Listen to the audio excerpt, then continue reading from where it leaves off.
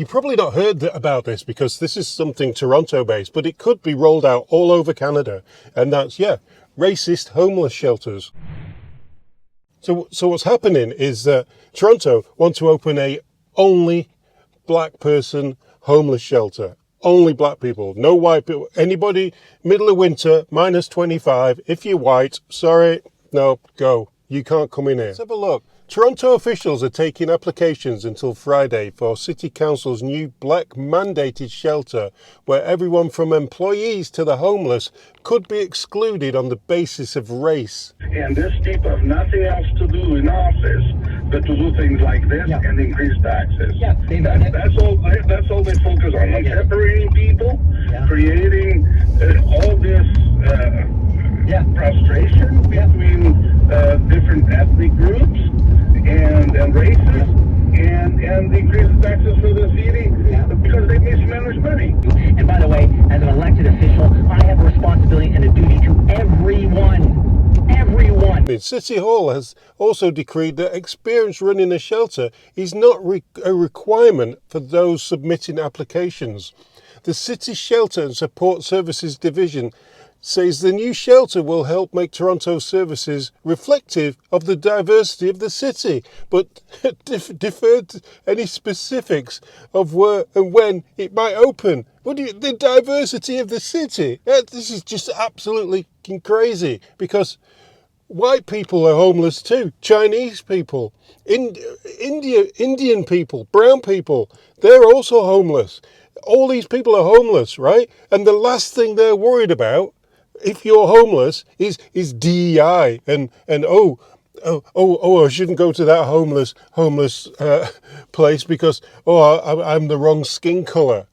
Yeah, it's another case of bureaucrats trying to divide Canadians. This time, they're wanting to divide Canadians over homelessness. This is absolutely ridiculous. Yeah, I don't think that I necessarily agree with your opinion. I think that black homelessness is quite different than white homelessness. With all due respect, I'm not homeless, don't want to be homeless, but I have empathy for people. I'm pretty sure that if you're homeless in the middle of winter in this city, you're not thinking about yourself as a black homeless person. You need to think about the services offered in these shelters, right? So, like, if you have, like, a disproportionate amount of black people in a certain area of Toronto or something that are homeless, if you get the services that they need in these shelter spaces, but, like, it's just, like... So add the services, add the hair products, add the things that are specific to the black experience. Problem solved. But don't you think that those things can be delivered by black people?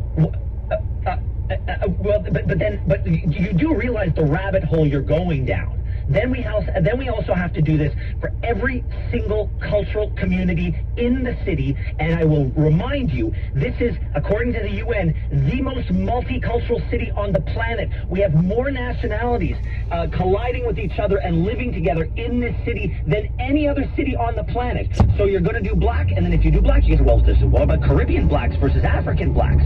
What about French-speaking black people versus English-speaking black people? What about it is a nonsense fool's errand, Chelsea. Yeah, I don't know. I don't think I agree with you. What do you think? It boggles the mind. It boggles the mind that this is something that a Canadian council, government, town are prioritizing over so many other things. Like, look, everybody has issues. Everybody has some sort of different issue, like a language barrier. What's next? Are we going to have a Chinese-only homeless shelter where you can only speak Chinese? Are we going to have an Indian one where you can only speak Indian and you must be dressed in Indian attire? Where do we go? Where do we go from making homelessness a racial thing now? It's like, no, it's...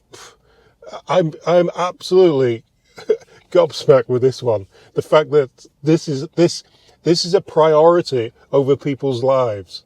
You can, in the middle of summer, okay, you can pick and choose. It's not as hard to sleep on the. I've never slept on the street But my son has been actually living in a tent in England at one time when he went back. And it's not easy. It's not easy, and it's freaking cold. Yeah, if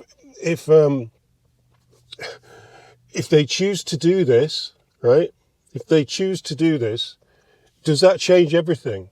What about people who are renting a house and say, I only want a white person in the house, or I only want a female in the house, or I only want somebody with no pets to rent my house?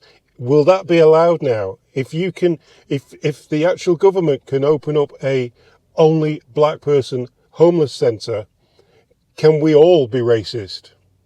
And not just the government?